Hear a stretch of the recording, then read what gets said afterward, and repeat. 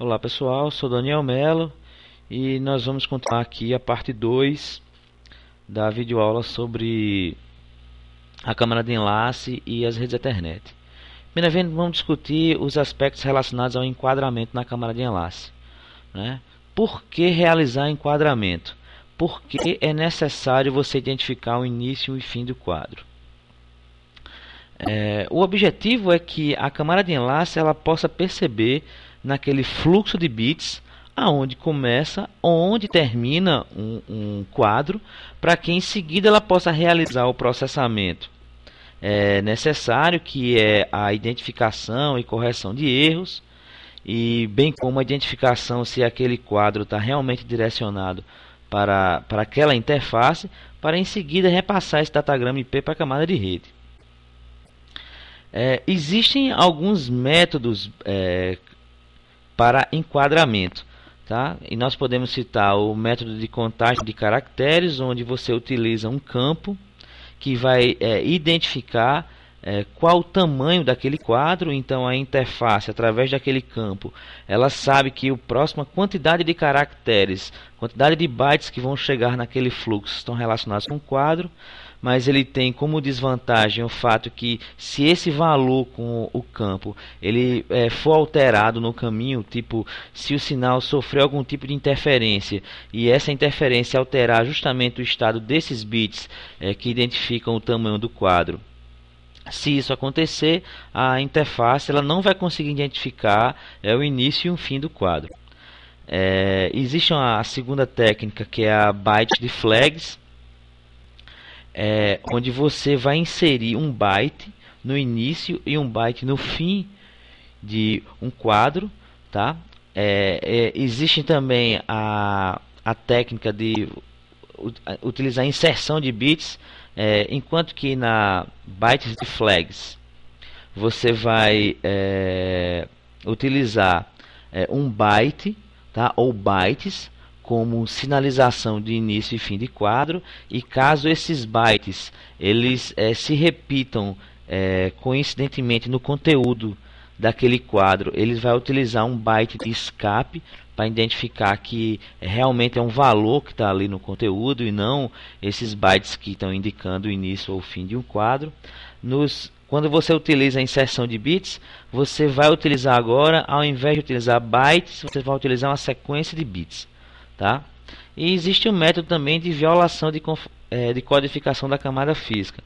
Nesse quarto método, a gente observa o seguinte: quando você vai transformar um fluxo de bits em um sinal, você vai criar um nível de tensão para o bit 1 e um nível de tensão para o bit 0.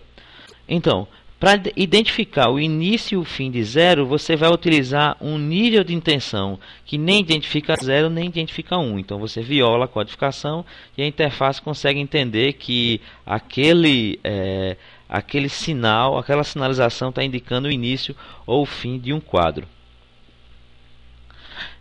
A câmara de enlace ela também realiza a detecção e correção de erros. E como ocorre, né? Para a gente ter uma ideia de como ocorre essa correção de erros. A ideia fundamental é que você utilize um valor, esse valor vai ser transportado junto com os dados do quadro, e esse valor vai permitir que o receptor, que a interface de rede receptora, detecte que erros ocorreram e corrija esses erros.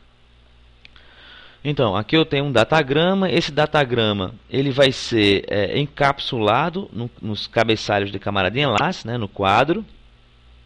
E eu vou utilizar, para essa quantidade de bits de dados, eu vou gerar um valor, vou utilizar algum mecanismo, algum algoritmo, alguma fórmula matemática que gere um valor. Todo esse quadro vai ser enviado pelo enlace. Aqui ele vai estar sujeito a interferências, tá? Interferências eletromagnéticas que podem alterar o estado daqueles bits no caminho.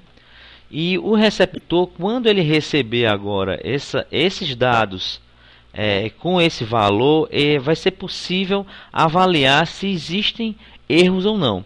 Então, se os erros não forem detectados, os dados são enviados para a camada de rede. Se os erros forem detectados, aí vai depender da implementação do protocolo de camada de enlace, que poderá desde solicitar o reenvio, quanto utilizar algum algoritmo matemático, alguma fórmula matemática, para recuperar o valor original desses bits.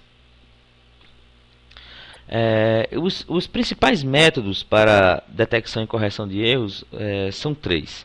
Tá? Um é utilizar a verificação de paridade. Você vai utilizar um bit que vai identificar a quantidade de bits 1, se vai ser par ou ímpar. Então, com isso, ele pode ter um nível aí de detecção de erro, embora não seja possível recuperar o erro. Tá? Porque a verificação de paridade ela indica que um daqueles bits foi alterado, mas não indica qual bit foi alterado. E se você tiver mais de um bit sendo alterado, aí é que ela não vai conseguir realmente, não vai funcionar devidamente. Existe até a possibilidade de vamos supor que naquele fluxo de bits, um bit 0 transformou em 1, um bit 1 transformou em 0 a partir de uma interferência eletromagnética. Então a paridade ela não vai identificar esse erro, porque a quantidade de bits 1 naquele fluxo não vai ser alterada. Então existe também o método de soma de verificação, que é a abordagem que é utilizado pelo TCP e pelo IP. Tá? Ela está bem descrita aqui na RFC 1071, que vocês podem, se vocês quiserem se aprofundar, vocês podem baixar esse RFC e depois fazer algum comentário nos fóruns, se for o caso. E é aquela ideia que a gente mostrou agora no gráfico anterior, que é você utilizando um valor que vai indicar esses erros. Né? Existe uma margem de acerto e uma margem de possibilidades ali, uma faixa onde você pode recuperar esses erros ou não. A maior parte dos protocolos de camada de enlace eles já implementam um método que é mais complexo do que o método de soma de verificação, porque o método de soma de verificação ele sofre do problema de se a interferência eletromagnética mudar esse método, então não vai ser possível mudar o valor de soma, então que é somado, não vai ser possível você obter o valor original. Já no método o CRC, que é de redundância cíclica, o fluxo de bits é transformado num código polinomial e ele permite que o receptor, a partir desse código polinomial, ele consiga recuperar cada bit que possa ter sido alterado através de uma interferência eletromagnética. E esse é o método que é mais utilizado nos dispositivos de camada de enlace. A camada de enlace ela também tem como um dos seus objetivos controlar o acesso ao meio. Como assim? Em algumas topologias de rede, o meio físico é compartilhado. Por exemplo, nas topologias em barramento das primeiras redes Ethernet, onde nós temos um único fio interligando diversos computadores, e esse único fio é um meio compartilhado, onde esses computadores eles vão precisar entrar em um acordo sobre quem é que vai transmitir por vez. Da mesma forma, a gente tem nas redes sem fio o meio compartilhado, que é o ar. Temos também as transmissões via satélite, que utilizam o ar como meio compartilhado. E a gente pode fazer uma analogia quando as pessoas estão supostamente conversando num determinado ambiente e uma das pessoas está dormindo enquanto duas pessoas estão conversando. Então um protocolo de camada de enlace ele deve ser capaz de organizar essa utilização do meio físico. Existem protocolos que são de acesso múltiplo, ou seja, protocolos que vão controlar diversos dispositivos compartilhando o meio físico, que essa é a situação mais complexa. A situação mais simples é nós termos dois computadores, por exemplo, dois nós interligados por um enlace. Então é apenas dois computadores utilizando aquele enlace. É uma situação mais simples. Mas em redes locais nós vamos ter aí diversos nós, né, diversos dispositivos, diversos computadores, não só computadores, vamos ter também os dispositivos portáteis como celulares, todos utilizando aquele meio para se comunicar. Quando você tem duas ou mais transmissões que são simultâneas em um meio físico, vai haver interferência, tá? E se um nó receber dois sinais ao mesmo tempo, nós teremos o que se chama de colisão. Então, o protocolo de acesso mútuo vai ser algum tipo de algoritmo distribuído, porque ele deve funcionar em todos os dispositivos que estão utilizando aquele meio compartilhado, e ele vai determinar como é que esses nós vão compartilhar esse meio, vão compartilhar esse canal, vão compartilhar esse enlace. Eles vão determinar quando cada nó, quando cada estação vai poder transmitir. E esses nós, eles devem utilizar o próprio canal de compartilhamento para realizar esse tipo de controle. Idealmente, tá? Suponha um canal lá, um canal de broadcast, ou seja, um canal que vai estar compartilhado entre diversos dispositivos com a taxa de R bits por segundo. Quando um nó quiser transmitir, ele vai poder enviar a taxa R, a taxa máxima daquele canal que é compartilhado.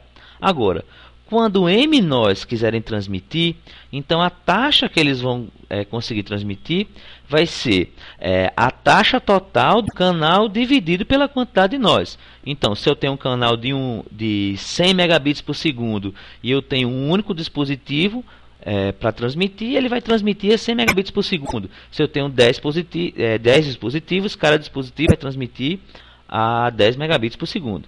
Idealmente, ele deve ser completamente descentralizado, ou seja, não deve haver nenhum nó que seja responsável para coordenar essas transmissões, e não deve ser necessário sincronizar nem relógios, nem os compartimentos, ou seja, os tamanhos de quadros que vão ser trocados. Esse é digamos assim, a visão ideal. E esse protocolo também ele deve ser simples. A gente vai observar que os protocolos que nós temos hoje, eles necessariamente não conseguem atender a todas essas exigências. Existem categorias de protocolos de acesso múltiplo, né? Existem os protocolos de divisão de canal, que são protocolos que eles vão pegar um determinado enlace e dividir a utilização desse enlace em tamanhos menores. Esses tamanhos, né, esses slots, eles vão ser alocados para cada nó em pedaços, e nós vamos ter basicamente assim, os principais protocolos são os de multiplexação por divisão do tempo e o multiplexação por divisão de frequência, que nós vamos abordar mais adiante. Temos também os protocolos de acesso aleatório, ou seja, quando nós temos um canal que não é dividido apenas entre dois nós adjacentes. Um canal que vai ser compartilhado por vários dispositivos. Então, esse tipo de canal ele vai permitir colisões, tá? E esses protocolos eles devem ser capazes de recuperar dessas colisões. Temos também os protocolos da categoria de passagem de permissão, ou seja, esses nós eles vão de alguma forma determinar de quem é a vez de transmitir, quer seja a partir da utilização de um nó central, que é responsável por ceder a vez aos outros nós, quer seja através de um tipo de token, um tipo de permissão que é repassada entre os nós para que cada um possa transmitir naquele turno, naquele momento. Então, a gente finaliza momentaneamente aqui a parte 2, tá? Vamos começar a falar desses protocolos na parte 3 da videoaula, tá? Bons estudos!